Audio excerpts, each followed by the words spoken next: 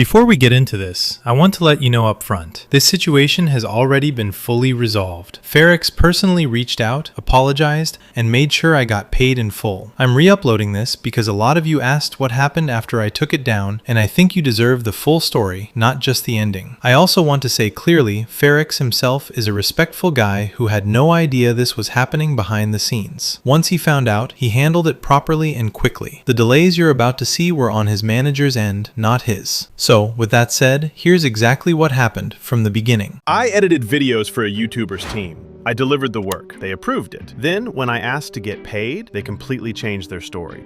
And I have every single message to prove it. This is the story of how Farex's manager, Truze, tried to scam me out of my money, and how I am not staying quiet about it. So it started in early June 2026. I reached out to Truze, Farex's manager, offering my video editing services. I introduced myself, showed I had experience with reaction videos, subtitles, sound effects, zooms, the whole package. He came back the next day and asked if I could do a trial. I said no problem. One thing I want to point out, when I mentioned I work with a team, he said they only work with individual editors. Fine. I made it clear I would personally handle everything. After the trial video, he said, and I quote, "Great videos." He invited me into their private Discord server, gave me a whole list of editing instructions, face cam, zoom rules, everything. This was not a trial anymore. This was a real working relationship. I followed every single guideline he gave me. I completed the edit and submitted it.